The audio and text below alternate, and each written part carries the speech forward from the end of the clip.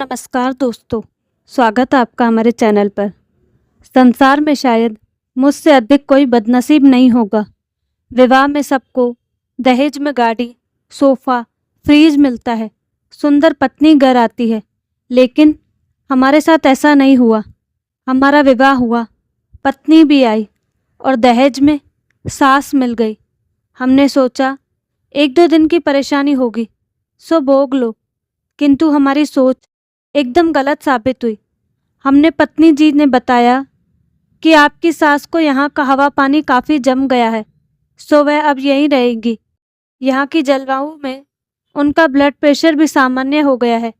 हमने सुना तो हमारा ब्लड प्रेशर बढ़ गया, लेकिन यदि विरोध करते तो तलाक की नौबत आ जाती। हो सकता है ससुराल पक्ष के व्यक्ति दहेज लेने का, प्रताड़ना का मुकदमा ठोक देते। इसीलिए मन मारकर हमने यह सोचकर कि आज का दौर एक पर एक फ्री का है, सास को भी स्वीकार कर लिया। 2-3 माह तक दिल पर पत्थर रखकर हम अपनी सास को सहन करते रहे, लेकिन सोचा कि आखिर यह छाती पर पत्थर रखकर हम कब तक जीवित रह पाएंगे। सो हमने पत्नी जी से सास की पसंद और नापसंद वस्तुओं को जान लिया। हमारी सास को कुत्ते बिल्ली से सख्त नफरत थी। बचपन में उनकी माँ का स्वर्गवास कुतिया के काटने से हुआ था, पिताजी का नरकवास बिल्ली के पंजा मारने से हुआ था। हमने भी मन ही मन ठान लिया कि कुत्ता बिल्ली जल्दी से जल्द लाएंगे, ताकि सासू जी प्रस्थान कर जाए और हम अपनी जिंदगी को सुचारू रूप से चला सके। हमने अपने अभिन्न मित्र रमेश से अपनी समस्या बताई और वह मोहल्ले से एक खजिया कुत्ते का पिल्ला और एक मरियल बिल्ली को ले आए। हम उन्हें खुशी खुशी झोले में डालकर अपने घर ले आए। हमारी पत्नी ने देखा तो दहाड़ मारकर पीछे हट गई। सासू माँ ने बेटी की दहाड़ सुनी तो दौड़ती आई। हमारे झोले में खजिया कुत्ता या बिल्ली को देखा तो हम खुश हो गए कि अब तो हमारी सास आधे घंटे बाद घर छोड़कर प्रस्थान कर जाएंगी। लेकिन मनुष्य जो सोचता है वह कब पूरा होता है। सास ने उन दो निरीह प्राणियों को देखा तो चच करके वहीं जमीन पर बैठ गई और हमारी ओर बड़ी दया की नज़रों से देखकर कहा, सच में दामाद हो तो तुम जैसा। क्यों, ऐसा हमने क्या कर दिया सासू माँ? हमने प्रसन्नता को मन में छिपाते हुए पूछा। अरे दामाद जी, तुम इन निरीह प्राणियों को ऐसी स्थिति में उठा लाए, ये काम बिरले व्यक्ति ही कर सकते हैं।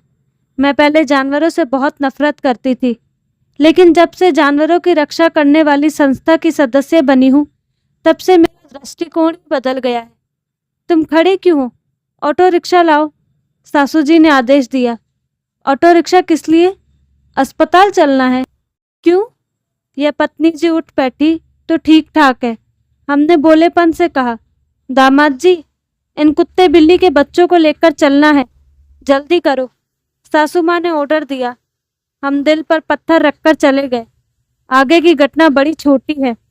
ऑटो रिक्शा आया, उसके रुपए हमने दिए। वेटनरी डॉक्टर को दिखाया, उसके रुपए हमने दिए। जानवरों के लिए 1000 रुपए की दवा खरीदी, वह रुपए देते देते हमें चक्कर आने लगे थे। कुल जमा 1500 रुपए पर हमें हमारे दोस्त रमेश ने उधार दिया था। हम लाकर उन जानवरों के लिए दूध ब्रेड की व्यवस्था भी की, और जब ओवर बजट होने लगा तो एक रात चुपके से हमने दोनों को थैली में बंद करके रमेश के घर में छोड़ दिया। हमारी सास जब सुबह उठी तो बड़ी दुखी थी कि पालतू जानवर कहाँ चले गए। हमारा दुर्भाग्य तो देखो कि रमेश स्कूटर से सुबह ही आ दमका। अरे विनोद, ये दोनों मेरे घर आ गए थे, मैंने ले आया हूँ, कहकर उसने मुझे शादी के तोहफे की तरह कुत्ते का पिल्ला और बिल्ली दी। सासू माँ खुशी से झूम उठी। हम मन ही मन कुढ़ कर रह गए। आखिर किससे अपने मन की व्यथा कहते। कुत्ते का पिल्ला ठीक हो गया था। उसकी खुराक भी हमारी सास की खुराक की तरह बढ़ रही थी। हम खून के आंसू रो रहे थे। सास को जमे 6 माह हो चुके थे। पत्नी थी कि उन्हें घर से भेजने का नाम ही नहीं ले रही थी। हम अपने दोस्त रमेश के पास गए, उसके सामने खूब रोए धोए। उसे हमारी दशा पर दया आ गई। उसने मुझे एक प्लान बताया, जिसे सुनकर हम खुश हो गए। उस प्लान में एक ही गड़बड़ी थी कि श्रीमती को लेकर मुझे बाहर जाना था, लेकिन वह सास के बिना, माफ करना, अपनी माँ के बिना जाने को तैयार ही नहीं होती थी। हमने अपने मित्र रमेश को वचन दिया कि उसकी दी गई तारीख को केवल सास ही घर में रहेगी मैं और पत्नी सिनेमा देखने जाएंगे। इन 3-4 घंटों में वह काम निपटाकर सब ठीक कर लेगा।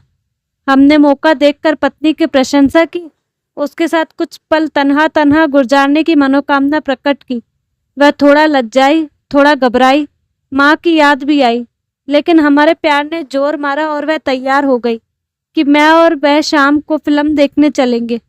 हालांकि सासू माँ को अकेला छोड़कर जाने पर उन्होंने आपत्ति प्रकट की, लेकिन पत्नी ने उन्हें समझाया कि टिक्कू कुत्ता दियापक बिल्ली है, इसीलिए अकेलापन खलेगा नहीं।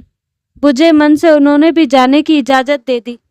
हमने खट से रमेश को मोबाइल से यह खबर दे दी कि हम शाम को निकल रहे हैं, देर से लौटेंगे। रात 10 से 1 के बीच सासू माँ का काम निपटा लेना। रमेश भी तैयार हो गया था। हम भी खुश थे कि चलो बला टलेगी, लेकिन पति हमेशा से ही बदकिस्मत पैदा होता है।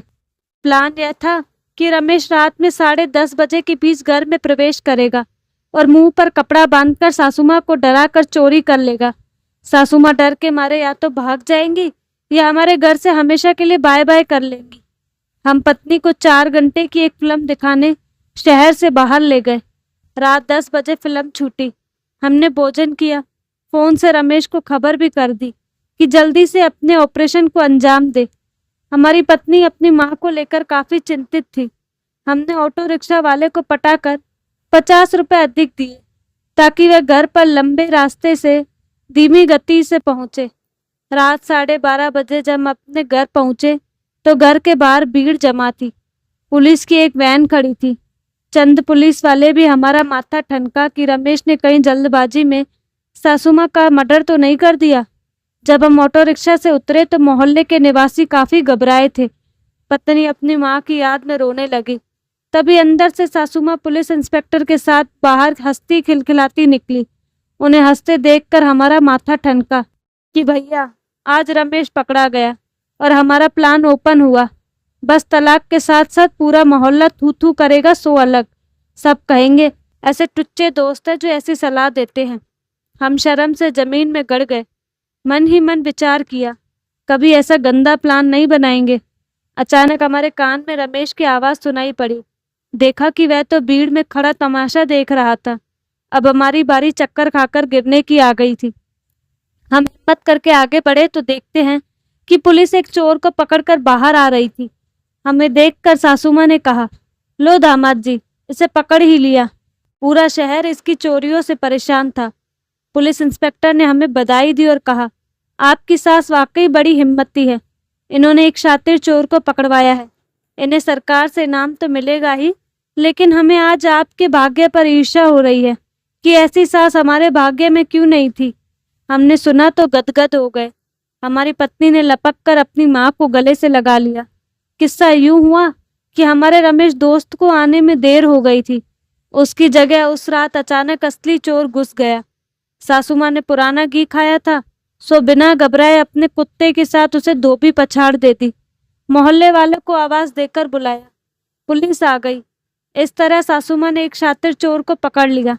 अगले दिन समाचार पत्रों में फोटो सहित सासू माँ का समाचार छपा हुआ था। अब आप ही विचार करें, ऐसी प्रसिद्ध सासू माँ को कौन घर से जाने को कहेगा।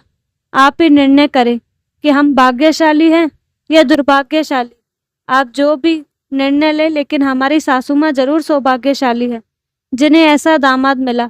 तो दोस्तों, आपको कहानी कैसी लगी अपनी राय कमेंट बॉक्स में जरूर दें और साथ ही हमारे चैनल को लाइक शेयर और सब्सक्राइब करना ना भूलें। धन्यवाद।